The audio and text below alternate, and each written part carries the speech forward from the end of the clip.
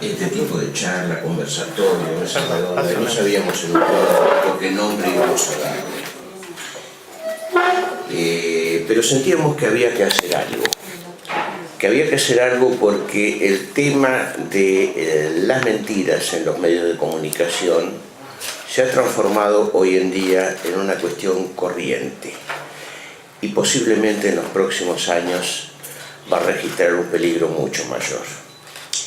Pata ha hecho referencia a un acuerdo que hicimos 10 años atrás y esto nos ha posibilitado que los dos grupos de investigación podamos transitar juntos en algunos temas. En su momento yo tengo que agradecer a quienes suscribieron ese convenio en nombre del grupo de investigación de las Facultades de Ciencias Sociales, en nombre de quien era directora en ese momento del HEXI, que era la mamá. Ah, ¿era tu mamá? Sí, era la madre de él, y en nombre de los decanos también va mi agradecimiento, porque de alguna manera permitieron que tuviéramos, con algunas discontinuidades y demás, este tipo de diálogo entre grupos de investigación, abocados a una tarea común, que es tratar de no solamente trabajar sobre la comunicación, sobre las redes de la comunicación, sobre las alternativas de las nuevas formas de comunicación, sobre el derecho humano a la comunicación, sino además avisorar los conflictos o los problemas que van a traer para los años venideros. Agradezco también la presencia de las autoridades, del director de la carrera, de algunos colegas que son profesionales y además de los que son profesores. Y agradezco tremendamente a Jorge Aravito, al profesor Aravito, porque tuvo la amabilidad de compilar unos videos que yo les envié ahí a la disparada, y sé que cuando me pongo fastidioso, soy fastidioso, así que me disculpo públicamente y le agradezco infinitamente que con su paciencia podremos ver, aunque sea unos minutos, acerca de lo que es el lawfare, la guerra judicial, con determinadas finalidades. Cuando comenzamos a conversar sobre qué era lo que en este momento nos acuciaba más, no es solamente la mirada del derecho a la comunicación, y Analía es la profesora que tiene la cátedra en la Facultad de Periodismo idéntica a la nuestra, por supuesto que con muchos más alumnos, pero bueno, con los contenidos son iguales. Hemos comparado los programas, yo los he visto, y prácticamente tenemos una visión muy similar. Partimos del derecho humano a la información, es decir, aquello que se ha alejado totalmente de la antigua libertad de expresión, que hoy en día es el derecho de dar, recibir y difundir informaciones e ideas por cualquier medio o por cualquier índole. Y también en algún momento en la comisión hemos conversado sobre cuáles eran los límites que había, y hemos encontrado con que, bueno, está bien, hay una serie de límites penales, un escenario penal que significa cuáles cosas pueden llegar a tener una penalidad cuando se difunden a través de los medios. También vimos un escenario civil acerca de las limitaciones o de las compensaciones económicas que se tienen que dar cuando se falsea una noticia o cuando se afecta el derecho a la intimidad. Y tenemos un tercer escenario que realmente es el que ha calificado un poco el nombre de esta materia, que en algún momento tuvo la desgracia de llamarse ética profesional, y muchos de los que están acá son conscientes de mi enojo por este tipo de nombre que se le daba, porque nosotros no enseñamos cómo comportarse, enseñamos el derecho a la comunicación. Pero en realidad mantuvimos el término de ética y derecho a la comunicación porque en este tercer escenario es donde se dan la mayor cantidad de falencias. En nuestro país no tenemos una profesionalización de la carrera del comunicador. Es simplemente una fachada. No existe colegios, no existe un código de ética, no existe absolutamente ningún tribunal de disciplina o de honor. Cualquiera puede cometer el terrorismo teniendo simplemente un micrófono, una cámara o un blog. Y esto es justamente una de las falencias que tiene la comunicación y que permite que se cuelen por esa vía estos tres problemas: las falsas noticias, la posverdad y la utilización de la justicia con la finalidad de persecuciones políticas, el lawfare.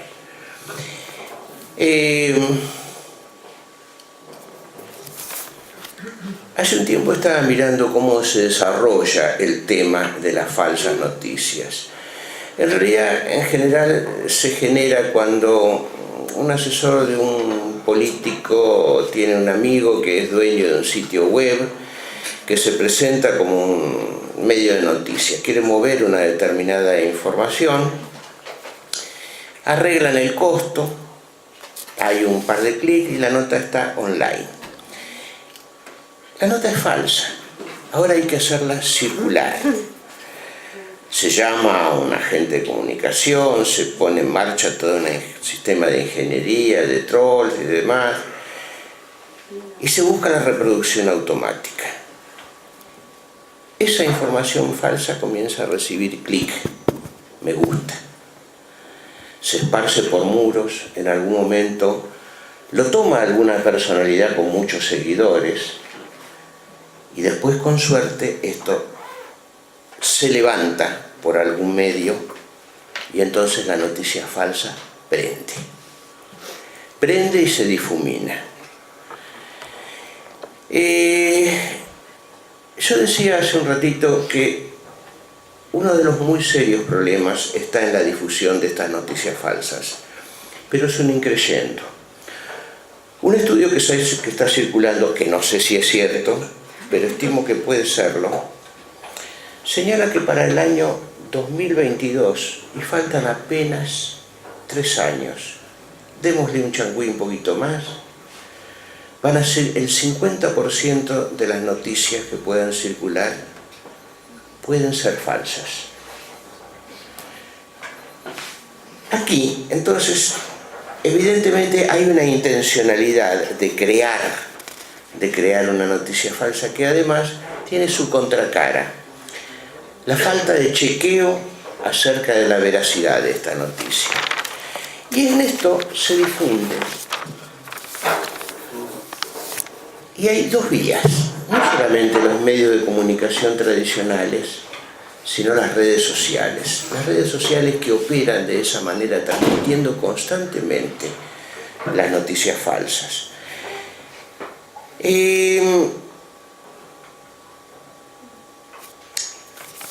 Al punto tal de que hoy en día se está generando algún movimiento contrario.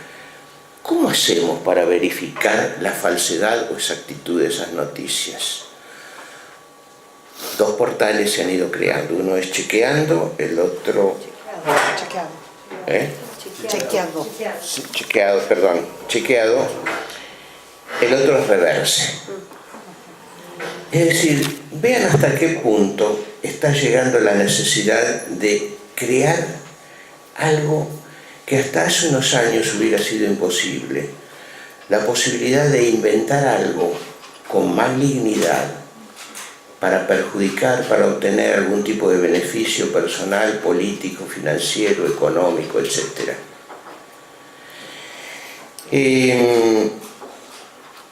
Leía el otro día cómo se trabaja sobre esto. Las consultoras de medios trabajan creando noticias falsas. De acuerdo a cómo se tienen que difundir, tienen los costos.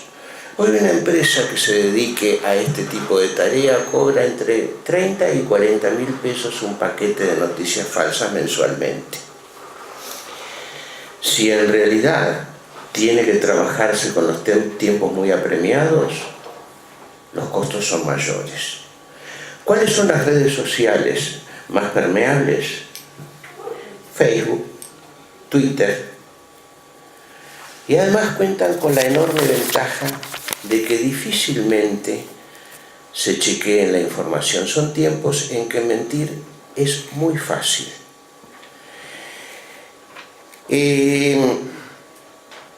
Hay adelantos tecnológicos que permiten arrimar una cierta veracidad sobre esto. El otro día en clase comentaba que ya están circulando en Europa programas que permiten simplemente con la foto de una persona reproducir videos y hacer decir a esa persona algo que jamás lo ha expresado. Es muy fácil trucar las fotografías, es muy fácil ahora trucar los videos. Y esto lleva a engaño. Nosotros también, en algún momento cuando comenzamos a trabajar sobre eso, dijimos, bueno, ¿y la posverdad? ¿Qué es la posverdad? Porque en la posverdad también se miente. Nada más que en la posverdad lo que se hace es una apelación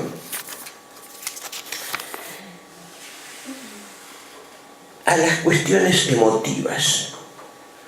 No importa la realidad de la noticia, importa el impacto o lo que esperamos nosotros creer de esa noticia. Quizás sea una contracara de lo otro.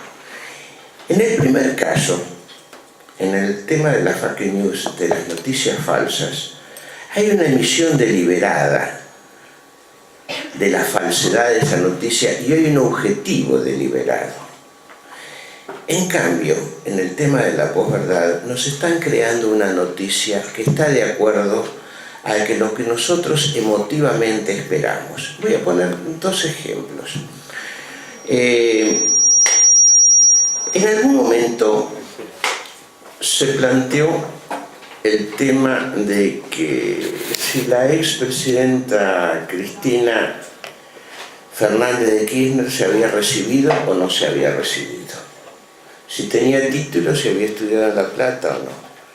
Y esto se trasladó, y se trasladó, y se trasladó, y se instaló, y se repitió. Y quien quería creer que no era así, terminó siendo convencido. Es decir, no había argumento que pudiera modificar su postura. Hace unos días aparece una información con una fotografía. ¿Cómo era? Yola Palosa. Bueno, donde aparece la hija de la gobernadora Vidal bajando de un helicóptero. Y la noticia también es falsa. Señalo estos dos elementos porque aún desde un signo político ideológico diferente afectan determinado tipo de sectores. ¿Qué hacemos nosotros, comunicadores, sobre esta cuestión? Y el tercer aspecto es quizás más peligroso todavía. Es la utilización de la justicia, el lawfare, para la persecución de determinados sectores políticos. Pero para ello es necesario que confluyan tres elementos. Primero, una voluntad política de apuntar contra determinados dirigentes. Y acá estoy hablando que es un elemento que, si bien fue creado dentro del Ministerio de Defensa de Estados Unidos, se viralizó fundamentalmente en los países de América. La persecución a Dilma Rousseff, a Lula, etc., tuvo como consecuencias, primero, ya digo, la creación de un grupo donde, con una idea claramente de voltearlo, de cuestionarlo, arman todo un tipo de estructura. Lo segundo es contar con un poder judicial complaciente o dependiente del poder político. La tercera, e indudablemente, posiblemente la más importante, es la complicidad de los medios de comunicación. Cuando se planteó esto, lawfare, la guerra, se lo planteó como una estrategia para voltear gobiernos. Ya las dos anteriores mentiras acerca de la comunicación habían tenido un resultado positivo. La campaña de Trump, por un lado, el tema del Brexit por el otro, dieron como resultado una alteración en la información que recibían los votantes. Y ahora existía la posibilidad de que con la complicidad de una de las instituciones que hacen a la estructura democrática de un país, o sea, el Poder Judicial, de alguna manera fuera útil a los designios de un grupo político opositor. Pero además está bien la complicidad de los medios de comunicación. Cuando nosotros en nuestras clases estamos desarrollando estos aspectos, simplemente los fuimos señalando como la cuestión donde se ponía en juego la verdad. El punto es que décadas atrás esto hubiera sido imposible planteárselo. La verdad, aún con sus complicaciones y demás, era el norte de todo tipo de comunicador y comunicadora. Hoy en día es un aspecto muy importante de un negocio político donde la transfiguración, la afectación de la verdad, las noticias falsas, el poner lo que se quiere escuchar, hace que ese tema de la verdad quede tan reducido. Cuando nosotros entendíamos que el derecho a la comunicación, el derecho a la información, forma parte de los derechos humanos, es porque nos permite acceder a todo tipo de informaciones y sobre esto tomar las decisiones que hacen a nuestra vida. Pero lo hacemos sobre la base de que las decisiones pueden ser correctas en la medida que la información sea correcta. Y hoy en día nos encontramos con que la información que está circulando es en un gran porcentaje falsa. Y es en un gran porcentaje falsa por dos cuestiones, no solamente por la perversidad de aquellas usinas que fabrican noticias, sino también por la pasividad de los comunicadores que reproducen lo que no es cierto, y además por la quietud de los usuarios que van aceptando pasivamente lo que se van publicando. Y a todo esto hay que sumarle las redes sociales que multiplican hasta lo infinito este tipo de tragedias comunicacionales.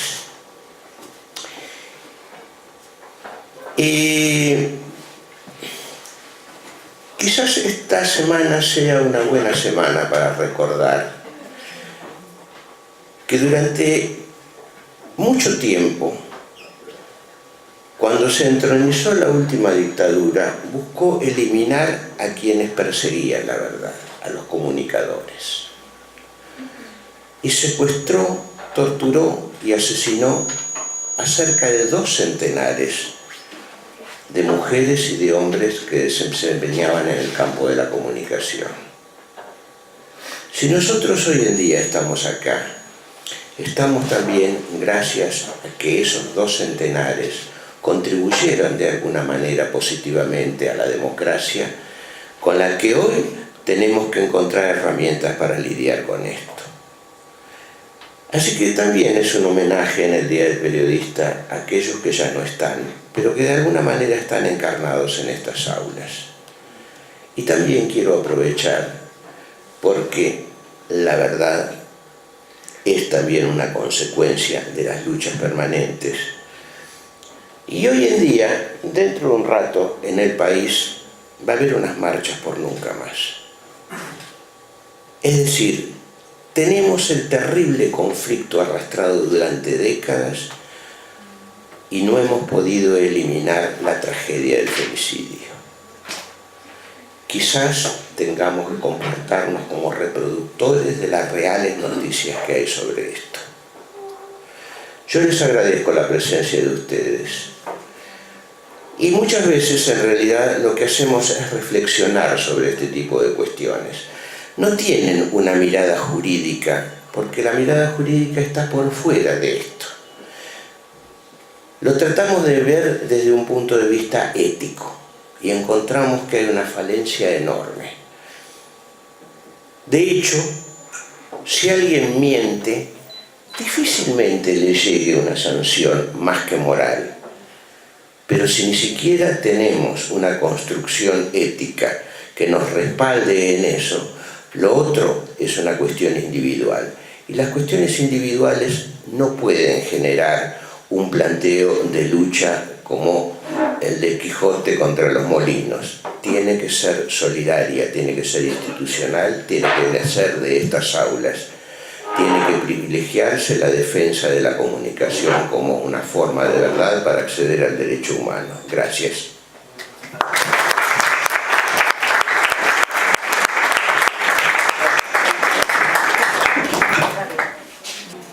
Bueno, como dijeron antes, yo soy Ernesto Eliseda de La Plata. La idea es hoy hablar un poco de fake news o noticias falsas. Hay una definición de noticias falsas de la Red de Periodismo Ético. Dice: toda aquella información fabricada y publicada deliberadamente para engañar e inducir a terceros a creer falsedades o poner en duda hechos verificables. Esta definición debería permitirnos diferenciar más fácilmente el periodismo de la propaganda, de los hechos alternativos y de las mentiras malévolas. Ahí tienen abajo el nombre del director de esta red de periodismo ético. También otra definición de una periodista de Sudáfrica, Verashni Pillay, que dice: los bulos e informaciones trucadas, bulos es como se le llama a las noticias falsas en España, o las informaciones trucadas, emponzoñan nuestra labor profesional. Actualmente el público alberga dudas sobre cualquier información que se difunda. No cabe duda de que las informaciones falsas han asestado un duro golpe a las relaciones entre el público y los medios informativos. Digamos, el tema de las noticias falsas no es nada más un mensajito que va por las redes o alguna noticia aislada. Es algo que directamente atenta contra la profesión del periodista, contra la profesión del comunicador social. Ahí debajo está la fuente, igual después, si quieren la acerco, es de UNESCO. ¿Cuáles han sido las respuestas locales al fenómeno de las noticias falsas? Chequeado, como nombraba hoy el doctor Bugallo, fakenews.com.ar, respuestas desde los medios de comunicación en general, campaña entre Clarín, La Nación, Página 2, Infobae, Perfil. No sé si les llega a ver, pero en la parte gris dice: este medio tiene editor responsable. No a las noticias falsas en redes sociales y plataformas digitales. Digamos, la relevancia del editor responsable de la noticia. Otro compromiso contra fake news firmado recientemente el 31 de mayo entre el Poder Judicial, partidos políticos, algunas empresas, prestadores de servicios y medios de comunicación. Digamos que es un tema relevante en Argentina e internacionalmente también. Emmanuel Macron anuncia una ley contra noticias falsas. Este es muy interesante, es un informe, es un grupo creado por la Unión Europea para combatir noticias falsas. Primeramente habían creado un grupo, ellos lo llaman Task Force, digamos, un grupo de tareas básicamente, para combatir las noticias falsas rusas. Las noticias falsas que venían desde Europa del Este. Después se dieron cuenta que no eran los rusos los únicos malos, entonces crearon uno más abierto en el 2018. Digamos, todo reciente, de ayer nomás. Y traigo este ejemplo porque da una definición muy interesante. Plantea que el problema no es solo la noticia falsa, sino la desinformación. Es decir, generar a través de las noticias falsas, las posverdad y otros elementos, lo que se llama desinformación. Y dentro de esto engloban todo. Es muy interesante lo que pone en el segundo párrafo. El riesgo de daño incluye amenazas a los procesos y valores políticos democráticos que pueden dirigirse especialmente a una variedad de sectores como salud, ciencia, educación, finanzas y más. Pero bueno, volviendo a las noticias falsas. Yo para esta charla lo desarmé en dos grupos: periodismo y redes sociales. Las redes, este es un ejemplo de distintas formas de distribución de redes: centralizada, descentralizada y distribuida. En la primera hay un solo nodo al cual se conectan todos los puntos. Ese es centralizada. Descentralizada porque es un único punto. Descentralizada, como pueden ver, hay distintas vinculaciones, pero es abierta, digamos, hay nodos que se pierden. Y distribuida, que es lo más similar a lo que está actualmente, fíjense que están todos conectados. Pero, por ejemplo, este nodo de acá se conecta con estos tres. Indirectamente se conecta con este. Esto es más o menos como funcionarían las redes sociales. No hay algún punto perdido por ahí. Y dentro de las redes sociales lo que encontramos son perfiles. Estas son unas categorías de perfiles que yo estaba trabajando, que son perfiles falsos creados al efecto, es decir, dentro de una red social se crea un perfil al solo efecto de transmitir noticias falsas. Va, igual, acá te voy a leer. Digamos, no hay ninguna vinculación entre, ni se busca que haya una vinculación entre una persona física y estos perfiles. Suelen estar directamente vinculados con el generador de la noticia falsa. Digamos, trabajan en conjunto. Pueden durar cierto tiempo, hay perfiles falsos que ya están recontrademostrados que son falsos, que vienen con cierta permanencia en la red, o pueden durar nada. Se crean, esparcen la noticia y desaparecen. Obviamente trabajan en forma coordinada, es una sola persona que maneja varios perfiles falsos. Se vinculan, que esto es lo importante, con usuarios que sí son reales y son responsables de lo que generen las noticias falsas que propagan. Pueden ser penal o civilmente responsables. Por ejemplo, en La Plata hubo un caso de una persona que en este caso no era un perfil falso, pero mandó un mensaje a grupos de WhatsApp diciendo que se iba a venir una nueva inundación. Generó pánico en toda la ciudad. A esa persona se le imputó un delito penal que, si no recuerdo mal, es el del 149 bis. No, amenazas. El que difunda amenazas, cause caos. O sea, no es tampoco tan gratuito esto.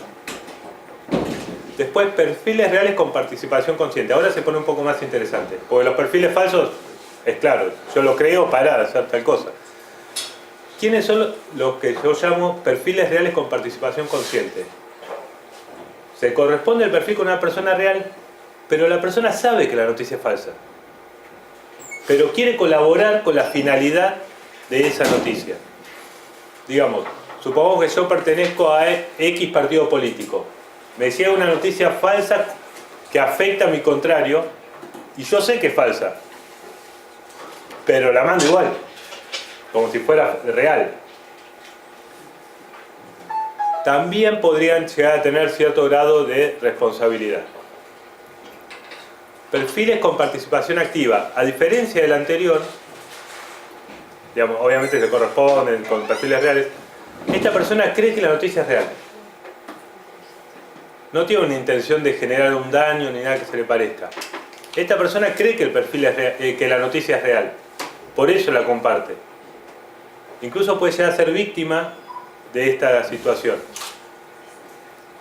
Imaginemos un ejemplo de una noticia falsa sobre una corrida bancaria. ¿Se entiende? La persona comparte queriendo evitarle un daño a sus conocidos, sin saber que la noticia es falsa. Ahí pongo que, dependiendo de las circunstancias, podría llegar a tener cierto grado de responsabilidad, pero ahí habría que evaluar cuáles sean las posibilidades reales de que la persona supiera que la noticia era falsa o no. Si era algo totalmente disparatado, podría llegar a ser. Perfiles con participación pasiva. Es el típico caso de me etiquetaron en Facebook o un seguidor mío lo publicó y me apareció en el muro de Twitter, digamos. No hace nada la persona, pero sirve como nodo de distribución de la noticia falsa porque aparece en su muro. Entonces todos sus seguidores, amigos o el nombre que quieran, ven la noticia. En este caso obviamente no hay responsabilidad. Y perfiles reales con participación negativa, que esto es algo que se da muchísimo, sobre todo en tiempos de campaña o de distintas marchas. A la persona le llega una información falsa, sabe que es falsa y dice, esto es falso. Entonces, ¿qué es lo que hace? Comenta abajo de la foto, por ejemplo. Esto es falso porque, qué sé yo. Eso le llega a todos sus seguidores o todos los perfiles que tiene vinculados.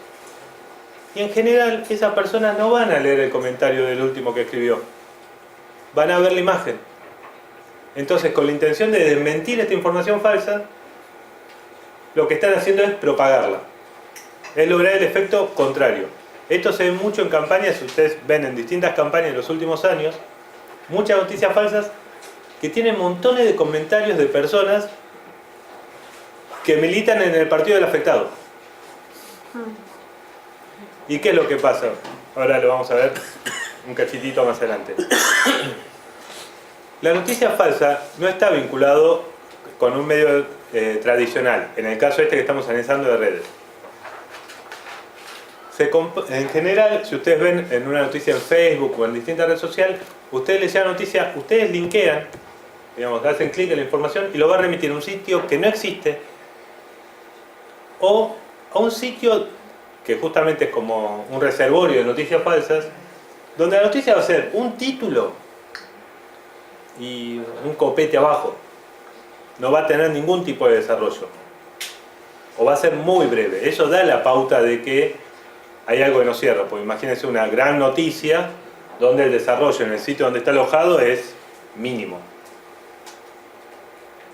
En el caso del periodismo, en este caso, la noticia falsa tiene como fuente un periodista o un medio de comunicación tradicional. Existe evidentemente una mala fe o real malicia o un error, si se quiere, un periodista que se apresuró a alargar la nota antes de corroborar los datos. Es legalmente responsable dentro del marco legal vigente. Generan muchísimo más daño que las otras noticias. Algunas características. En general, la noticia falsa suele interpelar, al igual que como comentaba hoy el doctor Bugallo, en el caso de la posverdad, suele interpelar al lado emotivo. Las imágenes son muy visuales, sepan comprender. Llegan mucho, los títulos son increíblemente llamativos. Por eso dice, suelen ser grandilocuentes, porque mientras mayor sea la noticia, incluso mientras más falsa sea, más se va a masificar. Se va a masificar, o porque mucha gente dice, mirá lo que publicaron esto, no puede ser, que disparate, pero le va a llegar a un montón de gente, o porque la gente realmente va a creer. Y esto es importante, tiene un eje diverso la finalidad última, según el grupo al que esté dirigido. En el caso del periodismo, son, como les comentaba hoy, son particularmente perjudiciales porque la persona que las da tiene una legitimidad social en dar información. No es lo mismo si yo publico algo en mi muro que si un periodista reconocido lo publica. Mucha más gente va a creer que es verdad solo porque lo dice esta persona. Pero esto también que genera que al momento en que se descubre la falsedad, le genera mucho daño a la profesión, que es lo que comentaba la periodista sudafricana que veíamos hace un rato. Y aparte, tiene otra gravedad, que es que se escuda en el derecho a la información. Es decir, atentan contra el propio derecho a la información, porque mientras se van acumulando casos de noticias falsas, donde el periodista se ampara en este derecho, más va generando la sensación de que el derecho tendría que ser restringido.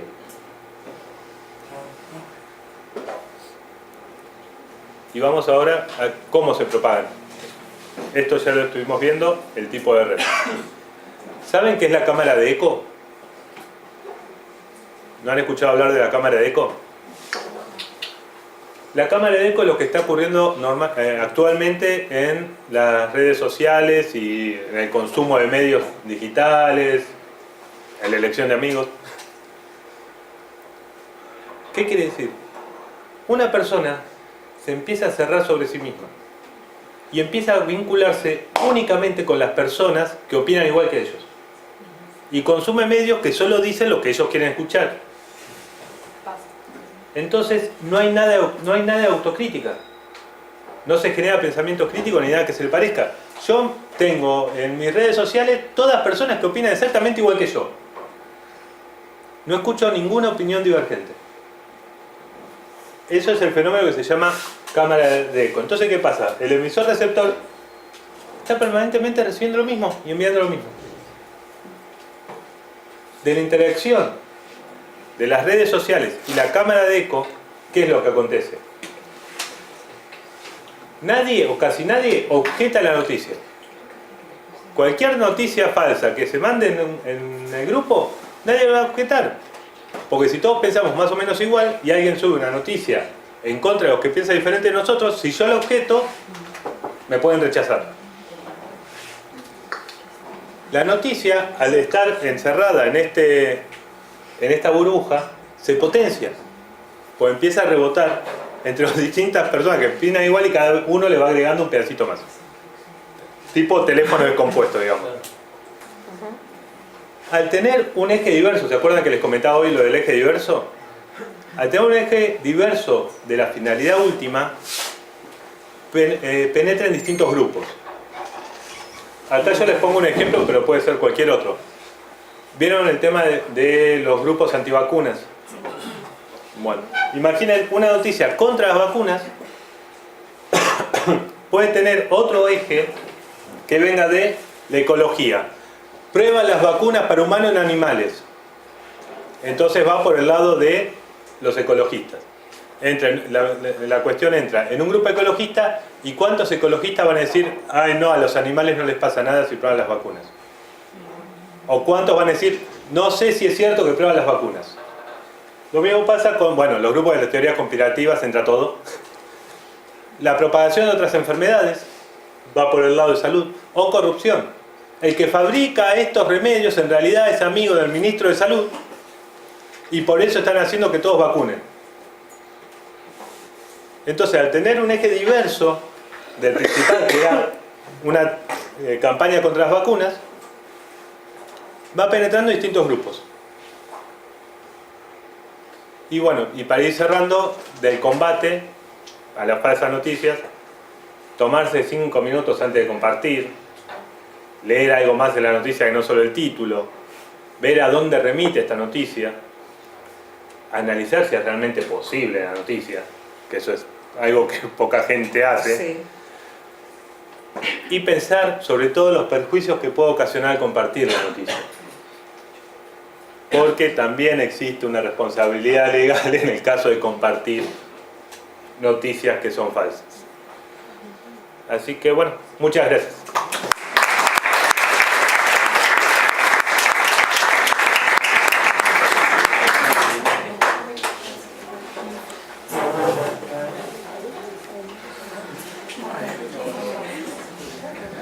Vamos a cerrar esto.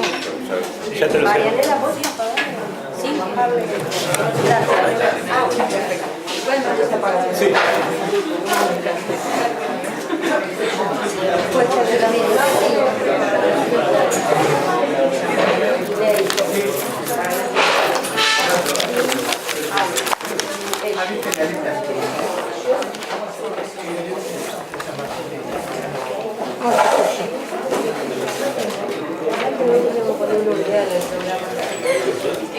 Sí. Ya es para actualizar contenido.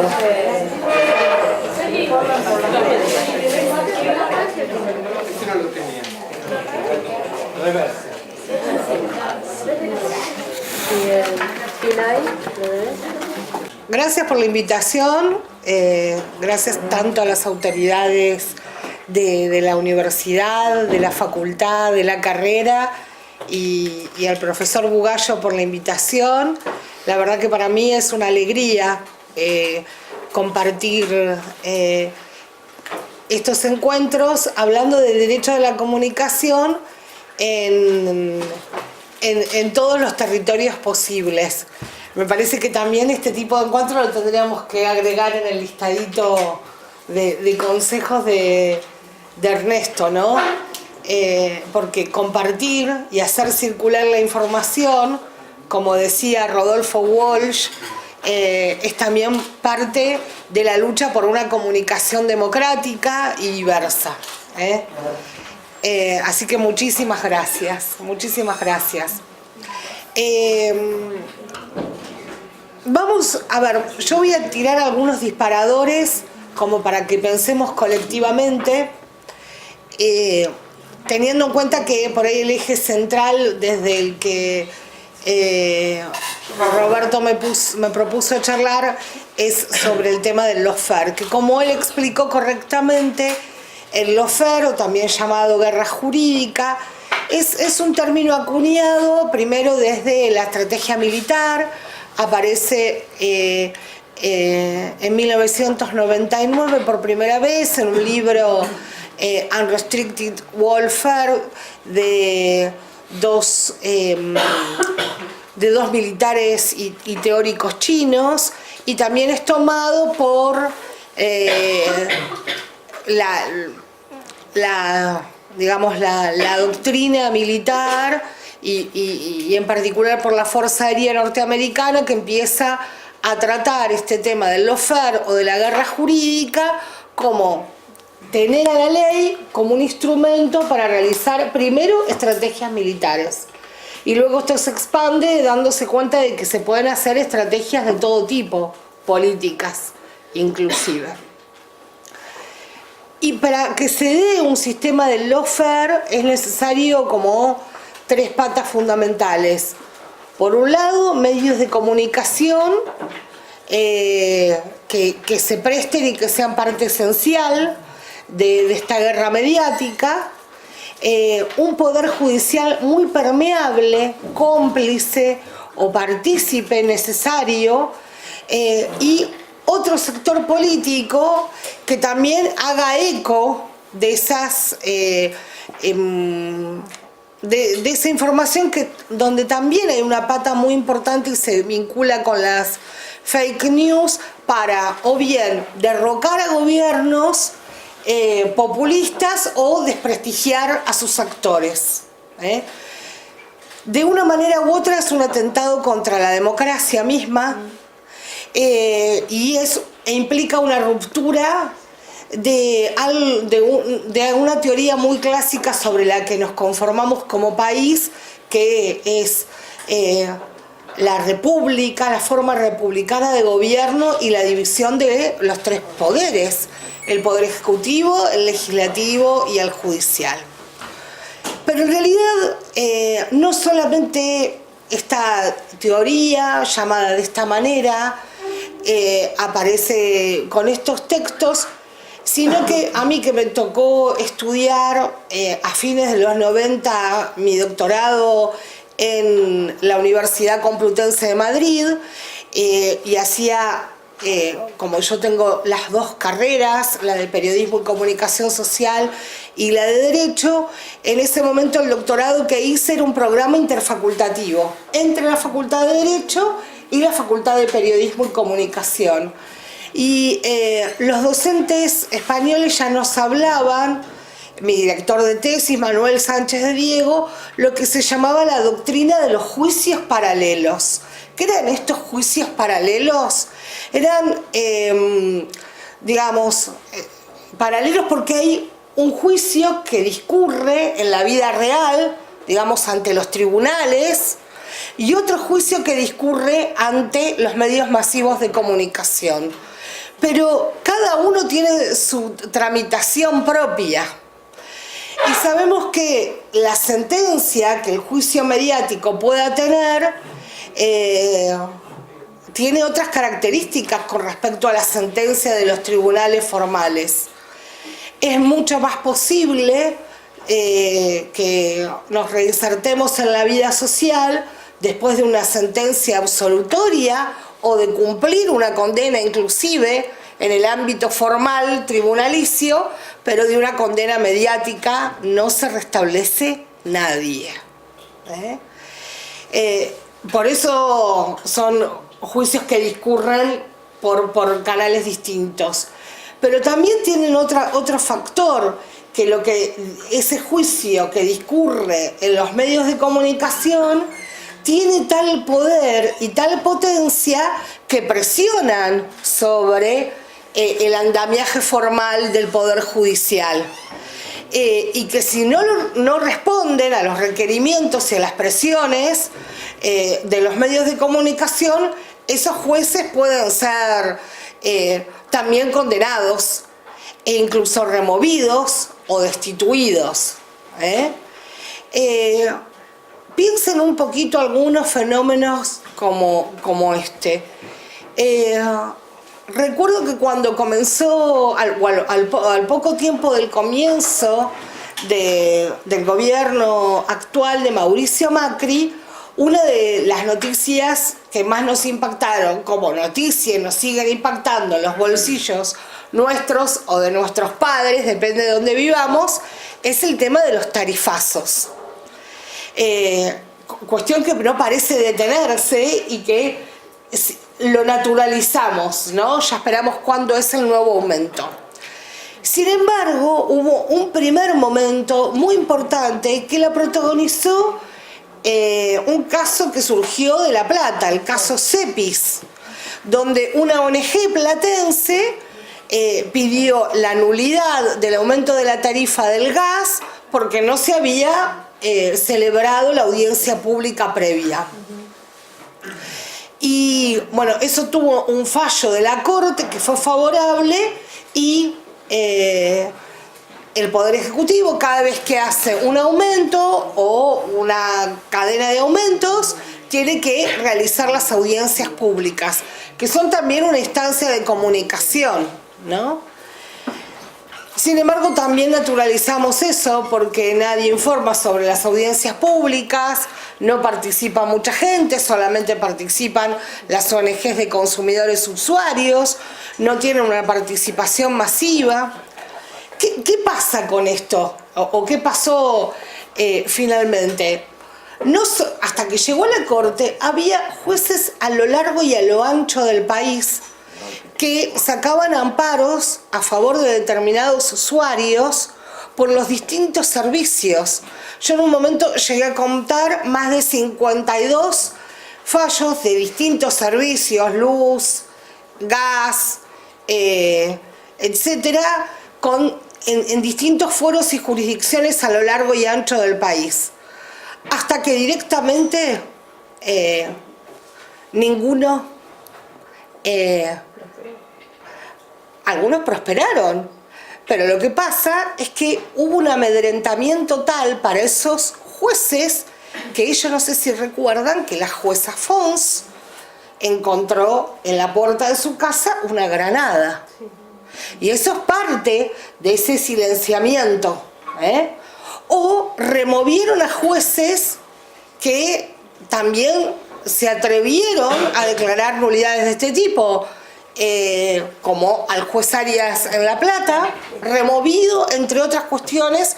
Por supuesto que eso es lo no dicho, lo que no se dice.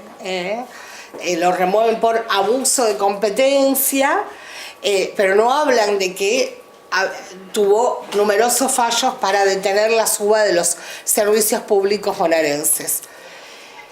Eso da la pauta de otras aristas que tiene el tema del lawfare, y que tenemos que ver las distintas visiones, porque si solamente hablamos de lawfare y de qué dijeron los chinos y qué dicen los estadounidenses, también tenemos que tener en cuenta otras visiones como esta, la que les comparto, de los juicios paralelos, que tiene tantos puntos en común con lo de la guerra mediática.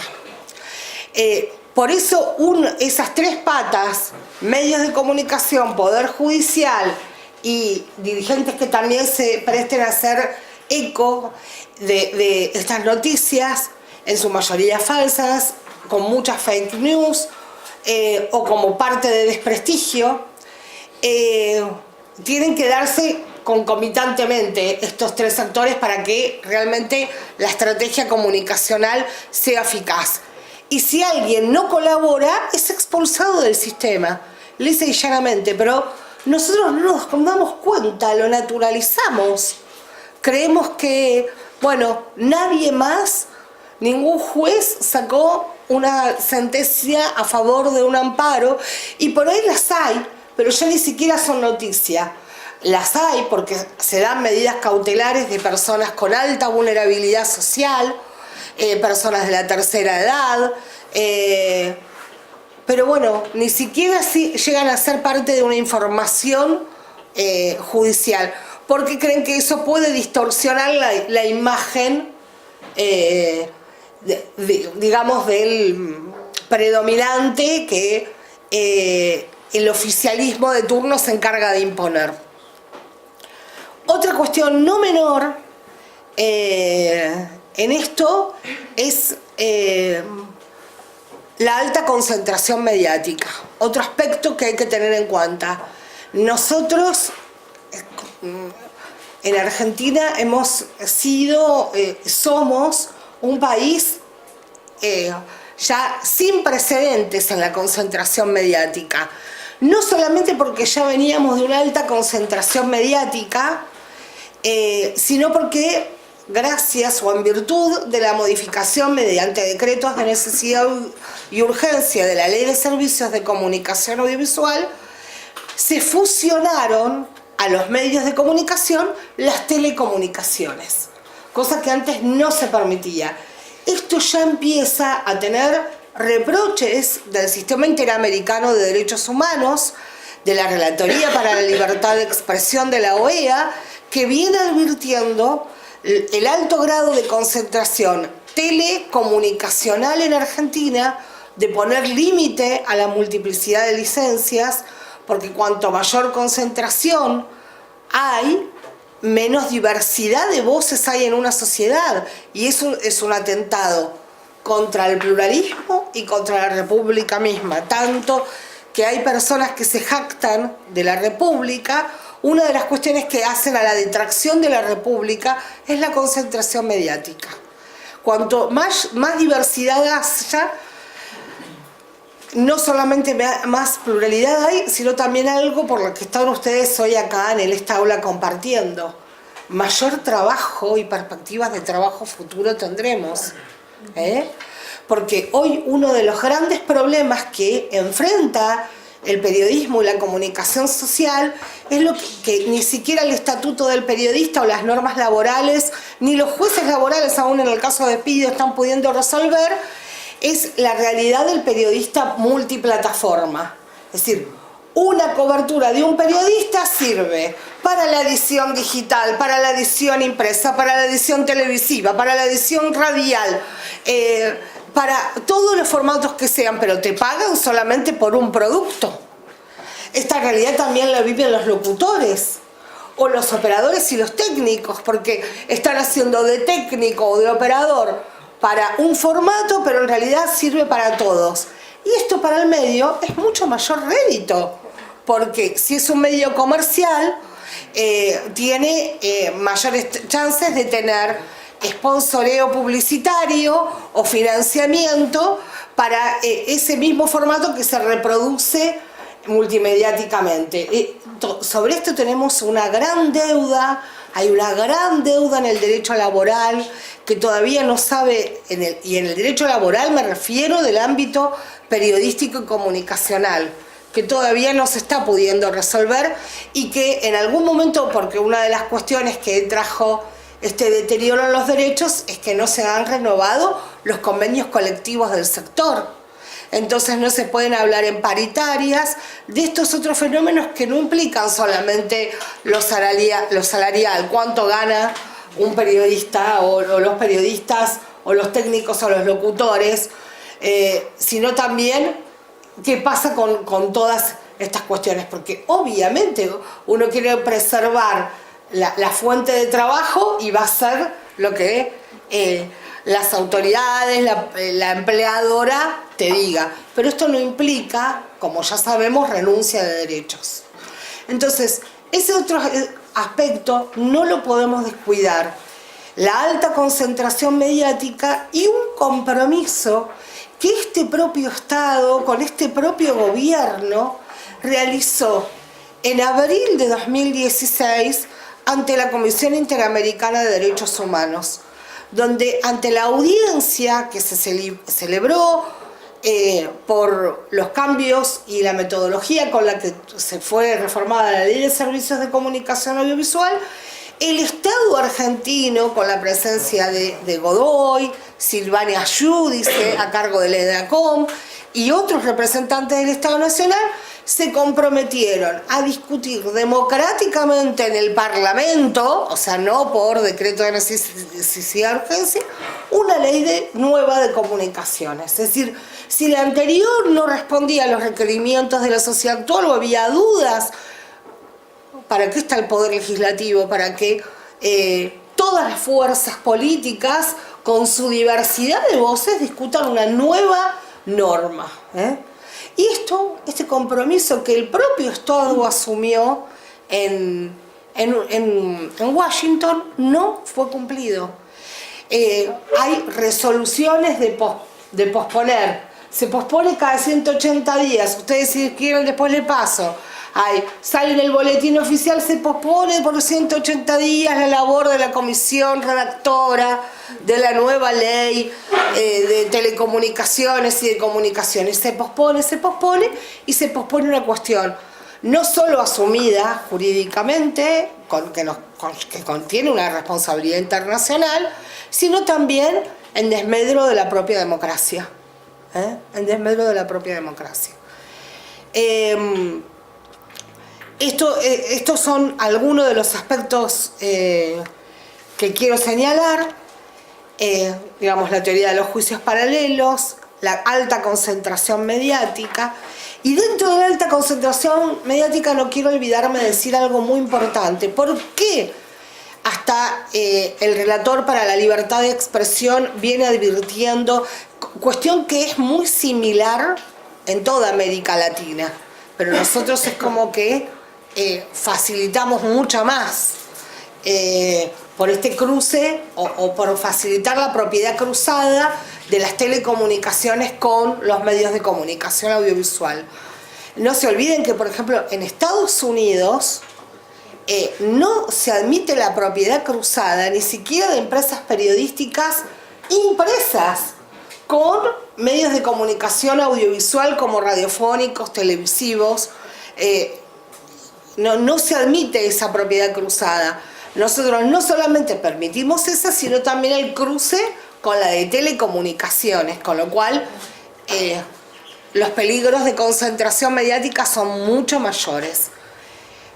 La concentración mediática viene siendo establecida claramente por el artículo 13, numeral número 3, como de la Convención Americana o Pacto de San José de Costa Rica, como un mecanismo o una vía o medio indirecto de censura. No lo digo yo, lo dice el pacto, lo dice la convención y lo dicen los intérpretes del pacto de la convención, que es la Corte Interamericana y la Comisión Interamericana. Entonces, recuerden que habla, no solamente dice que hay que garantizar y evitar el abuso de controles oficiales o particulares de papel para periódicos.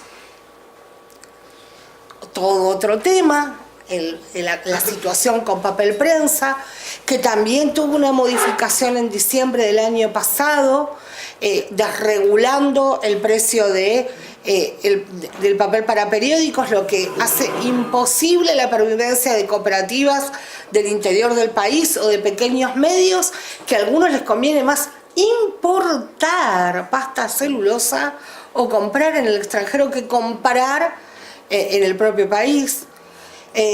Bueno, vuelvo al artículo 13. Punto 3 habla del acceso de papel para periódicos, que no puede haber abuso de controles oficiales o particulares, lo dice claramente, o particulares, y también para el acceso a las frecuencias radioeléctricas o todo otro tipo de aparatos, enseres o tecnologías o cuestiones vinculadas a la comunicación. Otra gran deuda que tenemos desde el punto de vista legal, que afecta a los aspectos éticos editoriales de los medios y de los propios periodistas, es que carecemos de una norma que regule la distribución de la publicidad o pauta oficial. Y hablo normas de distribución de la pauta o de la publicidad oficial a nivel nacional, provincial y local, porque cada municipio tendría que tener su propia ordenanza regulando cómo distribuye la publicidad oficial en los medios locales. Estas son cuestiones fundamentales porque a veces, y en muchas ocasiones, no sé por qué, yo muchas veces les pregunto a mis alumnos, cada vez que le pregunto qué es publicidad oficial, lo primero que sale es la propaganda política. Dicen, bueno, la propaganda de la inauguración de una obra o de una pavimentación o de la construcción de una escuela. No, hay muchas otras comunicaciones oficiales que también son pagas y que son esenciales para tomar decisiones. Desde la vacunación, el plan de vacunación, hasta, no sé, que se entreguen preservativos en los hospitales o lo que fuere. Amén de, obviamente, contribuye y es esencial para la transparencia, como que se haga un concurso o una licitación pública, ¿no? Y todos tengamos conocimiento de eso para decidir presentarnos o no. Y acá se me presenta otro aspecto que tiene que ver con la transparencia. Porque cuidado a un aspecto del lawfare o de la guerra mediática, que suele ser, y por eso muchas veces caemos en la propia trampa, aún los que creemos que tenemos condiciones para hacer lectura crítica de medios, nos compramos muchas veces este discurso de defensa de la transparencia, de lucha contra la corrupción, que es parte del montaje del lawfare.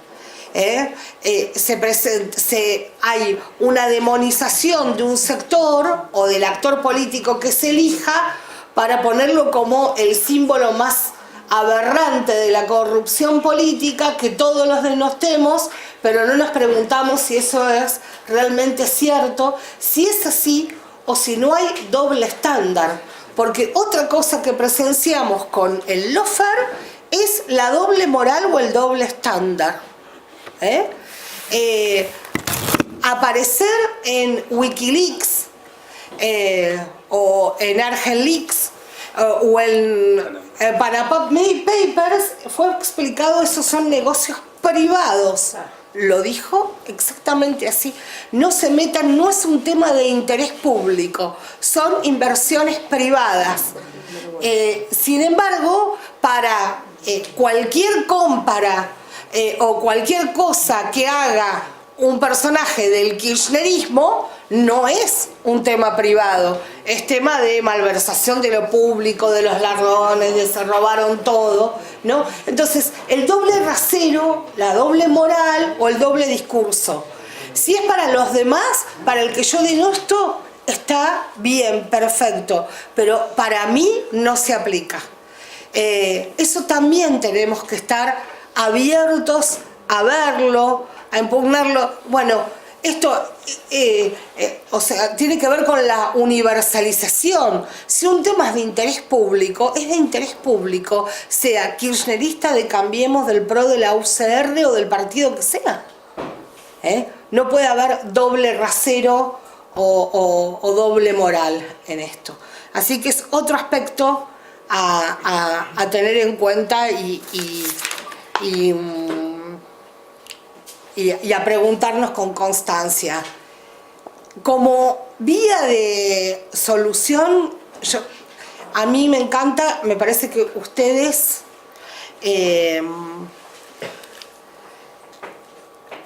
tienen las herramientas para que tengamos un futuro mejor. Todes. Porque la participación de los jóvenes y de las jóvenes es crucial para modificar esto. Para no conformarnos, para no naturalizar.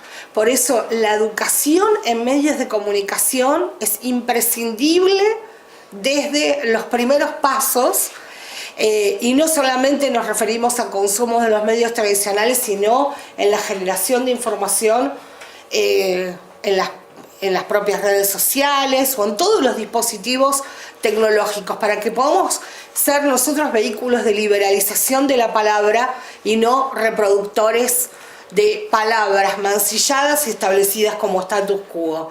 Así que bueno, gracias por la invitación, y les invito a hacer eso, liberadores de la palabra, y que no le tengamos miedo a lo diverso, a lo que se multiplique, que siempre da más rédito, sin lugar a dudas, incluso económico, ¿por qué no? Incluso económico. Gracias, muchas gracias.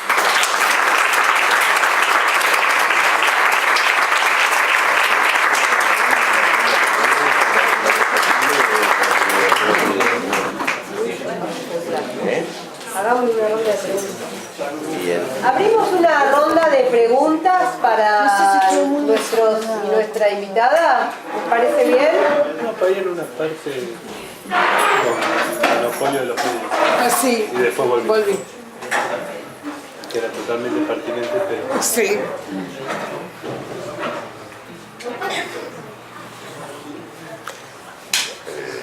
Ay, ¿todos están de acuerdo con todo? Qué bárbaro. Estamos todos de acuerdo con... También lo que, en relación a esto último que vos comentabas, Analía, que justamente cuando mencionaste algunos sectores políticos, lo que sí es cierto es que a mí me parece, por ahí, es que, vos lo dijiste al inicio, es la construcción, ¿no? Porque es una construcción, este lawfare, Sí. en el que se articulan tres patas, concretamente.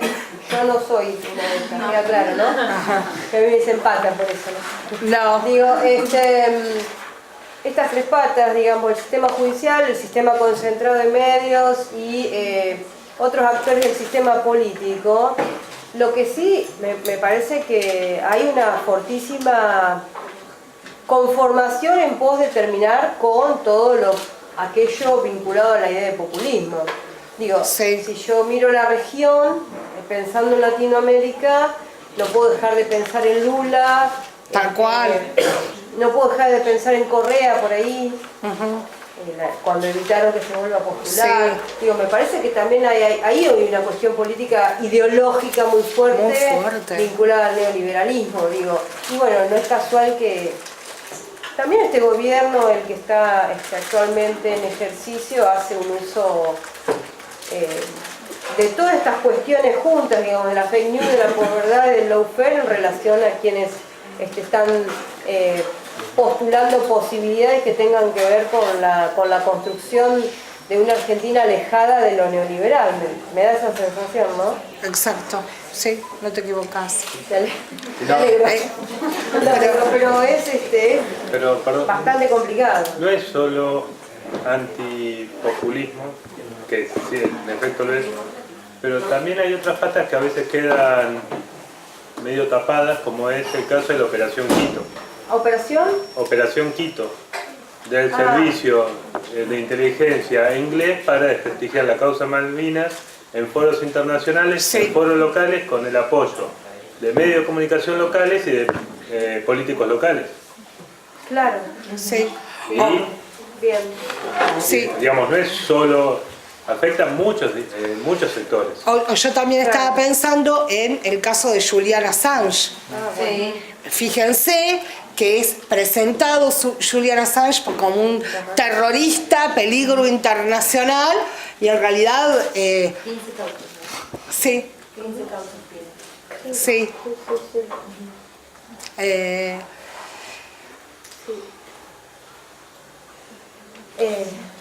Bueno, en realidad también la sensación que me da es que nos queda por construir otras lógicas. Pensando al periodismo y a la comunicación, tenemos que pensar otras lógicas nosotros de enseñanza y aprendizaje también para con, digamos, los más vivos que estamos acá, Copi, Pablo, Silvia, Vicky, bueno, Más experiencia. las más viejas, No, los más no viejos. era, bajo ninguna circunstancia estaba en la perspectiva de nuestros planes de estudio esto. Digo, esto nos implica también un desafío, comenzar a pensar desde otros lugares, ¿no? Incluso podemos pensarnos como chequeadores de data continuamente, con el ejemplo de chequeado, de reverse, Sí. de Kiney. Ay, me está matando. Me estás matando. Perdón. Digo, me parece Eso que es hay como- censura. Le apagué el micrófono. Digo, pero me parece que hay posibilidades, ¿no? No solamente de construcción de noticias desde un lugar, sino también de chequear las noticias desde el otro lugar, es una Sí. posibilidad de trabajo. Una cosa que me parece importante decir, que la promesa de las redes sociales en algún momento fue la interacción entre los usuarios, pero la némesis de eso fue por ahí también un poco el efecto burbuja, porque las fake news surgen justamente conjuntamente con las redes sociales, en el sentido de que la gente consume una mitad, como decía él, los trolls, pero la gente que consume las noticias que quiere consumir, y volviendo como si fuera el famoso tema de la aguja hipodérmica, todo eso, uno aunque le pusiera enfrente una noticia verdadera, no la podrían ver, como que no pueden, una noticia que no exprese lo que quieren, lo que piensan, no la ven. No, es que Sí, justamente por todos eso estos esa grupos cámara. están Sí, totalmente perfilados. Digamos, la noticia, los que son como más profesionales en esto, no es que yo agarro la compu y pego 3 fotos, está apuntado a lugares que están totalmente perfilados. Se hace un estudio, se dice, bueno, este tipo de personas le da like a estos temas, comparte estas informaciones, y ahí van haciendo un perfil de las personas. Entonces saben cómo a esa persona le tienen que llegar con el mensaje. Y construyen el mensaje para diversas categorías. Hay estudios, ahora no recuerdo el número exacto, pero que analizando 11 likes, creo que eran 11 likes de Facebook, ya podían determinar la orientación sexual, el sexo, la religión e ideología política.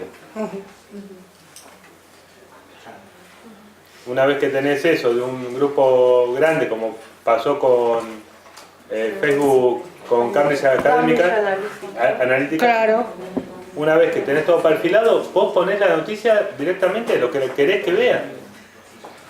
Si yo sé que a este grupo de acá le gusta tal cosa, bueno, la noticia va de este modo. A este grupo de otro modo. Me parece que también la clave está en lo que vos dijiste al inicio, digamos que es, por lo menos lo que son las fake news, hace muchísima mella en lo que es el sujeto desinformado, ¿no? ¿Sí? O el sujeto que solamente consume... El sujeto acrítico. Claro. El que no frena 2 segundos a pensar si puede ser verdad lo que está viendo. Digo, por traer un ejemplo. El tema de se robaron un PBI y está en la bóveda de Cristina. Sí, Digo, podés ser muy kirchnerista o nada kirchnerista. Ahora, imaginarte un PBI en una bóveda. sí, No tenés que tener la menor idea de cuánto ocuparía un PBI. sí. Y el olor a dólares ni te digo. Claro, no, pero en pesos, ¿cuál es el volumen que ocuparía eso? Vimos una vez una noticia que era comparado con algo, ¿se acuerdan? Bueno, es que, La de el peso de animales, de acuerdo a... sí, Claro. digamos, a eso voy. Esa es la cuestión de repetir directamente los mensajes sin pensar sin ponerse a pensar 2 segundos si es realmente factible eso que me están diciendo. Ni siquiera científicamente. Con sentido común, si podría ser. Sí. Ahí había alguien. Acá el micrófono. Quiero agregar algo a lo que ustedes están diciendo. Acá habría que hacer un análisis de la construcción de la mentira. Y quizás, además de los comunicadores quienes han trabajado sobre eso, es el sector más vinculado al psicoanálisis. ¿Cómo se construye una mentira? En realidad, no hay verdades absolutas.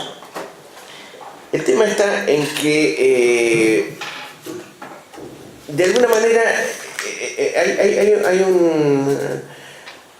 un filósofo que plantea, Spinoza, en el caso de esto, cómo se construye la mentira de por sí. Porque, en primer lugar, lo que nosotros ponemos en marcha es la imaginación. Y pone un ejemplo. A ver, si yo quisiera tocar el sol con las manos, obvio, todo el mundo sabe que la distancia del sol es casi imposible y demás, etc. Pero nos gustaría eso. Claro que nos gustaría. Así que la primera premisa es poner en marcha una cuestión de imaginación. Luego, lo señalamos al freno con la cuestión de la razonabilidad. Analizamos esta cuestión y decimos, bueno, sí, pero esto es irrazonable porque la distancia es tan grande que sería absolutamente imposible. Y finalmente lo que le aplicamos es un conocimiento para ver si esto de alguna manera es posible o no.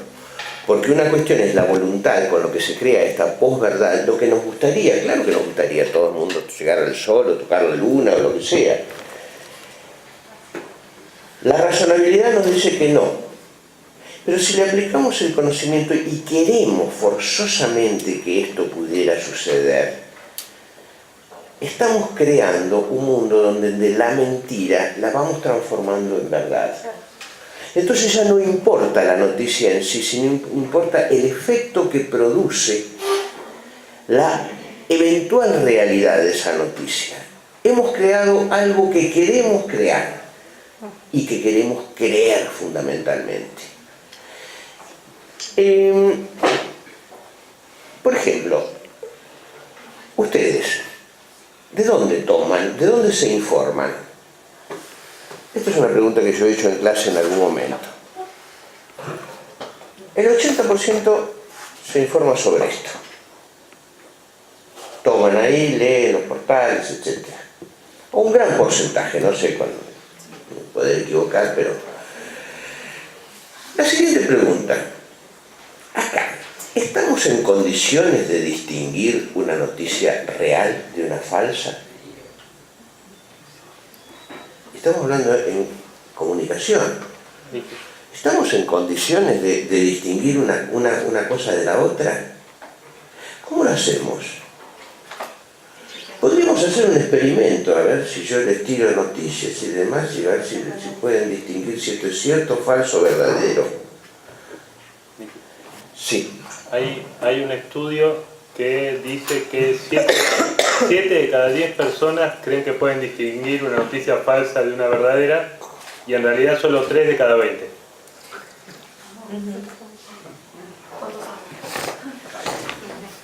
Los años que vienen van a ser muy duros. En esto no es ajeno, como decía el profesor Aravito, el tema de las redes.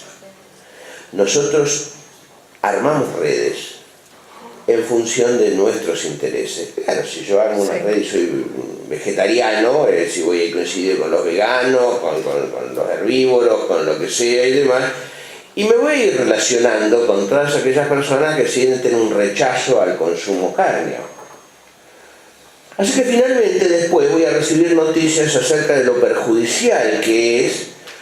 Y como decía Ernesto, también puedo recibir noticias de otro sector, la Sociedad Protectora de Animales, en cuanto al sufrimiento y demás, y voy creando un microcosmos cada vez más limitado, donde recibo la noticia que yo tengo ganas. Fíjense cómo participamos nosotros de las redes sociales, que en realidad interactuamos sobre eso. Antes el tema era, bueno, salgo de esto, porque la cuestión, no habíamos perdido la objetividad. Hoy en día ni siquiera tengo muy en claro cuál es la objetividad. Todos estamos absolutamente influenciados. Yo voy a decir una barbaridad, y ustedes no la oyeron, pero hay veces que me pongo a pensar, nuestro sistema de alguna forma, en lo jurídico, estableció hace 100 y pico de años la manera de democratizar la justicia a través de los juicios por jurados. Digo yo, si en algún momento se produjera un crimen tremendo, terrible en Olavarría, y fueran seleccionados algunas personas para participar en un jurado, ¿cuántas dirían, estoy fuera de toda influencia? Cuando hemos recibido toneladas, horas de influencias mediáticas. Quizás esta construcción hubiera sido posible hace 100 y pico de años, pero hoy en día, donde estamos inmersos en una sociedad y donde en los siguientes 5 minutos nos autoconvencemos de que le hicieron una cama, o no, es culpable, o no, es decir, tomamos unas resoluciones inmediatas. Y no sé cuántas de esas resoluciones de alguna manera son independientes de lo que vamos a recibir. Esta construcción está hecha de antemano. Y estoy hablando de la Administración de Justicia. Yo no he dicho esto, es una fake news. No, pero yo sí, por ejemplo, en relación a los femicidios. Un juicio por jurado, ¿sí?, que juzgue un femicidio.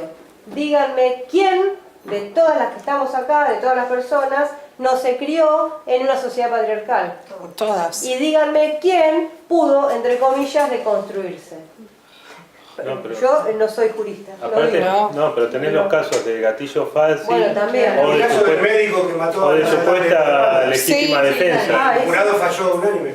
Claro, claro, Sí. claro. Es que ni siquiera necesitas que sea unánime el jurado para que sea absuelto. Claro.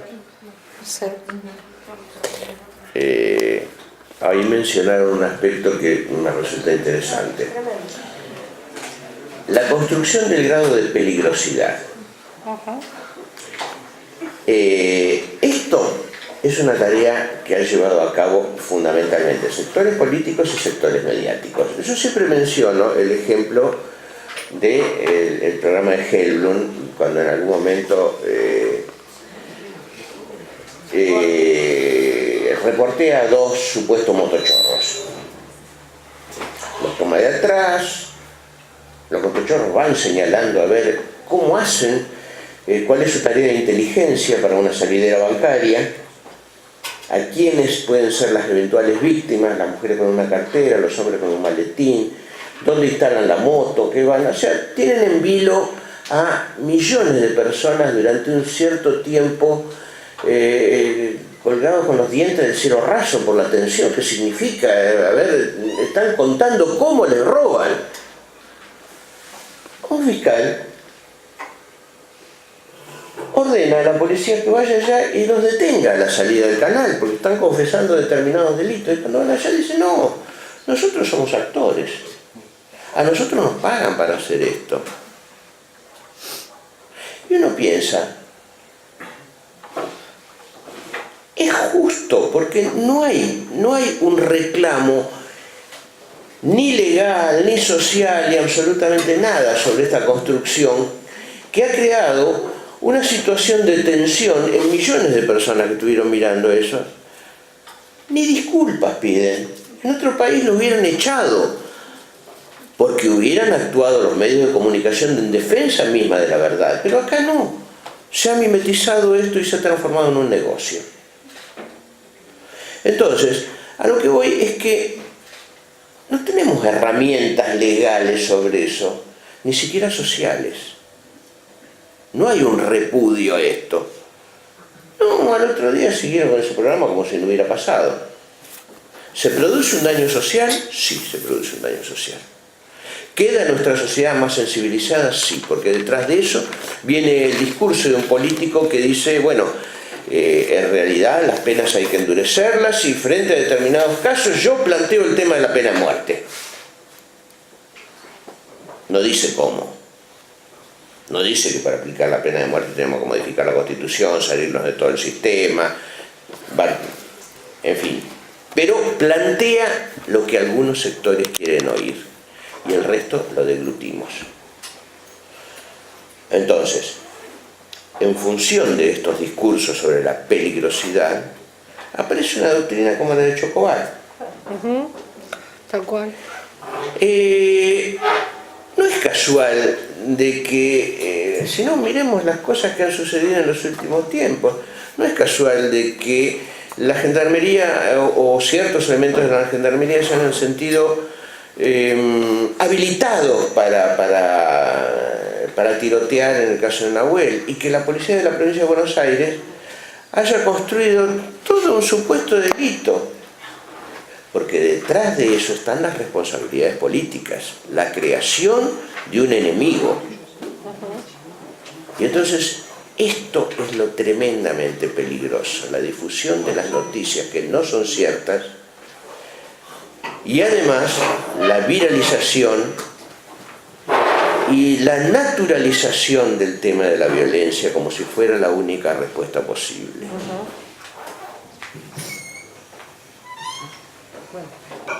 Había alguien que... ¿Quién quisiera preguntar algo? Acá. Yo iba a preguntar, en realidad lo discutimos en la Facultad de Comunicación, lo discutimos los comunicadores y las comunicadoras, los periodistas y las periodistas, y creo que seguimos sin tener casi ninguna herramienta, pero creo que el profesor lo estaba mencionando recién, que más allá de un sello por ahí en una página o una denuncia que después de las declaraciones del año anterior, hace 2 años, de Facebook para reportar las fake news, seguimos sin tener demasiadas herramientas, y como tampoco tenemos colegios y como tampoco tenemos, estamos tan desregulados en ese sentido que no tenemos tampoco tantas herramientas. Tenemos cuidado con hay una falsa creencia de que todo lo que ocurre en internet y en las redes sociales es impune, y no lo es.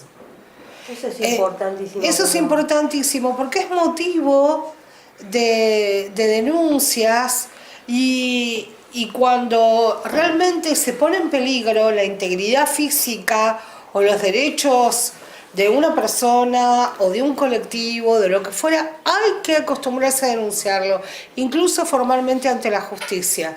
Y si no podemos ir ante la policía porque nos da desconfianza, que suele ocurrir, vayamos ante una fiscalía directamente, pero no dejemos de hacerlo,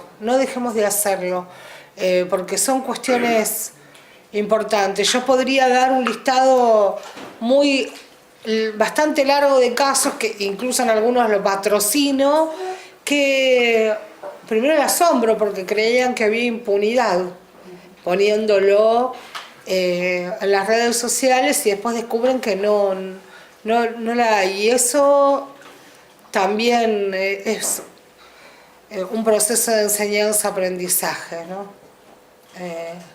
Así que hagámoslo. Y ni hablar para todo lo que sea.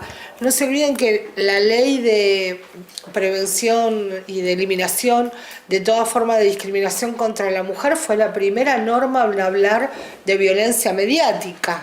Y a partir de ahí, de ese concepto que se juridizó en esa ley, la podemos aplicar a otros ámbitos donde no tiene que ver la mujer como colectivo afectado, sino otros colectivos. Así que hay que tenerlo en cuenta y hay que denunciarlo. Por eso, otro de los organismos esenciales, lástima que está intervenido, esperemos ahora que con las futuras elecciones ya se va a acabar el periodo de excusas para su intervención, es la Defensoría del Público de Servicios de Comunicación Audiovisual, para que no esté intervenido, porque además depende del Congreso, no depende del Poder Ejecutivo, y que esa es otra vía por la que, sin la intervención de la justicia, de los mecanismos formales, funcionó muy bien mientras estuvo Taviani. Muy bien, Con respuesta con ágil. monitoreos, con capacitación a periodistas, a medios y también hubo periodistas que entendieron la importancia y terminaron pidiendo disculpas. Me acuerdo uno de Mauro Zeta, en donde también habían puesto imágenes de actores en una villa y lo habían presentado como ladrones, como delincuentes y bueno, y fue toda una enseñanza para los propios periodistas. Entonces, bueno, ese es otro espacio que hay que recuperar. Más allá del signo político que venza las próximas elecciones, al no estar modificado y a estar vigente la ley, tiene que tener un defensor o defensora democráticamente electo por las fuerzas del Congreso, ¿no? Bueno, nosotros no pudimos conseguir la película esta, el video sobre los Parra, así que en realidad esto es un adelanto y el profesor Garavito compiló una parte de otros videos y así que los invitamos a mirar en unos minutos, son unos minutos simplemente, sobre un video que trata sobre esta guerra mediática. Mientras lo va preparando, yo repito una de las cosas que a veces digo en función de uno de los temas que ha salido acá. Quienes me han padecido durante distintos años saben que la mirada que tengo sobre derechos humanos significa la incorporación de tratados internacionales a nivel de la Constitución Nacional.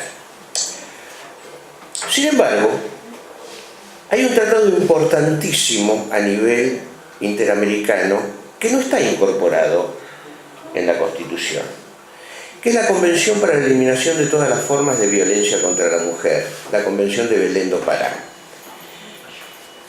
¿Y por qué no ha sido incorporado para visibilizar este tipo de conflicto? No lo sé. Pero estos ámbitos universitarios son muy importantes para ver si en nuestro Congreso, nuestros legisladores, así como después de la reforma de la Constitución se incorporaron 2 o 3 tratados más, ¿por qué no se les pide desde el ámbito universitario, desde el ámbito de nuestras facultades, una petición para que se eleve a la misma categoría de un tratado con nivel internacional constitucional a la Convención para la Eliminación de todas las formas de violencia contra la mujer? Va a ser la manera de reconocer también o de visibilizar uno de los aspectos y también una obligación del Congreso como para que se avance un poco más en esto. Es una convención nuestra, es una convención interamericana y no la tenemos.